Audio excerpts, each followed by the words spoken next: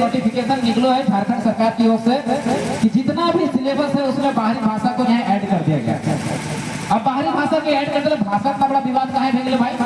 तो देख, भाषा भी कोई भी राज्य के लिए एक बैरिकेडिंग हो, एक घोरना हो। अगर वो भाषा जानले और भाषा से अगर एग्जाम है लो तो ऐसा वो घोरना हो तो अगर तोड़ ना सको।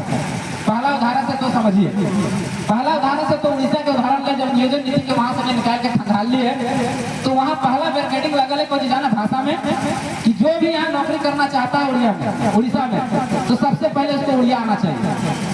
मस्ट इम्पोर्टेंट, उसको उड़िया लैंग्वेज आना चाहिए। Then fill the form. अगर उसको उड़िया आता है तो फॉर्म भर सकता है। सेकंड कॉलम में उसमें डाला गया है कि उड़िया अगर तुमको आगे हुए हैं तो नौकरी नहीं कर सकते हैं। मस्ट इम्पोर्टेंट कि आपको जिस उड़िया सरकार ने वहाँ मान्यता दिया होगा, जिस इंस्टीट्यूट को या विद्यालय को या यूनिवर्सिटी को, वहीं से पढ़ाई करना होगा, तब जाके आप उड़िया वहाँ मतलब वहाँ नौकरी कर सकते हैं। मतलब एक बैरिकेडिंग को आप तोड़े, किसी तरह से उड़िया सीख लिए तो दूसरा बैरिकेडिंग में आप फंस जाइए। सीधी सीधी बात है कि वहाँ सरकार फंसाना चाहती है कि ना आप उड़िया जानेंगे ना आप बाहर के लोग यहाँ नौकरी कर सकते हैं। उसकी नियोजन नीति में आप बता दे रहे हैं, आप पूरे डाटा को खंगाल लीजिएगा। जैसे हम लोग यहाँ पंचायत सचिव का वैकेंसी निकलता है, वहाँ पटवारी का वहाँ भी आयोग है, जैसे जेपीएससी हमारे वहाँ उड़ीसा का आयोग है। आप पूरा डाटा को खंगाल के देख लीजिए, जिस तरह से उसका नियोजन नीति बना हुआ है कि 100 को नौकरी निकलता है तो 99 को वहाँ के लोग, उड़ीसा के लोग नौकरी लेते हैं। 99 को लोग। एक गलती से अगर छटक के चल गया सी और डी की नौकरी कहता है। वहाँ सुप्रीम कोर्ट को भी चैलेंज किया गया कि आप 100% नौकरियों को रिजर्व नहीं कर सकते। बात सही है कि 100% नौकरी को रिजर्व नहीं करते। वहाँ के उड़ीसा सरकार ने तर्क दिया कि हम कहाँ रिजर्व किए हैं, हम तो 75% ही रिजर्व किए हैं। 25% तो ओपन के आके ले जाइए। सी और डी की नौकरियां उसमें 90% ही रिजर्व किए, आके ले जाइए। लेकिन भाषा तो हमारा जानना पड़ेगा आपको। अब भाषा जानने की है जिसको नौकरी लीजिएगा कैसे? समझने वाला बात। सुप्रीम कोर्ट में मात खा गया। बात तो सही बोल रहा, कहाँ रिजर्व किया? नियोजन नीति में पढ़ लीजिए, हम 90% ही रिजर्व किए हैं। जस्ट लाइक इसी तरह से नियोजन नीति आपका बंगाल का बना हुआ।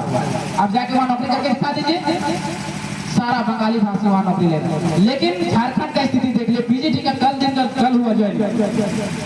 सब लोगों ने इंटरव्यू देखा होगा, सबसे किसी ने गौर नहीं किया होगा। मोतीलाल महतो हर डाटा को बहुत ध्यान पूर्वक पढ़ता है।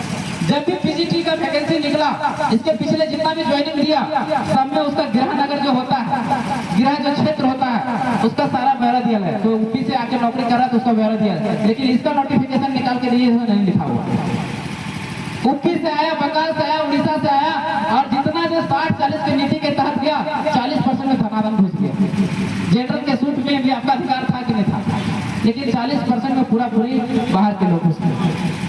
अब सोचिए, 100 को नौकरी में अगर 40 को बाहर के लोग घुसेंगे तो कितना हुआ? 10,000 अगर वैकेंसी आया कितना हो गया? 4,000 वो लोग घुस गए। 4,000 वो लोग घुस गए। झारखंड में 5.5 लाख नौकरियां, जिसमें 3.5 लाख पोस्ट खाली। अगर इस नियोजन नीति के तहत अगर घुसते हैं तो 40% आप जोड़ लीजिए कि आपका बाल बच्चा कहाँ जाए। कितना लाख लोग घुसे बताइए। इस चीज का लड़ाई था, भाषा का यही खोज था। जब भाषा का खोज जब शुरू हुआ तो हमने एक चीज देखा झारखंड में कि यहाँ 1 भाषा नहीं है, जैसा जो क्षेत्र है वैसा भाषा।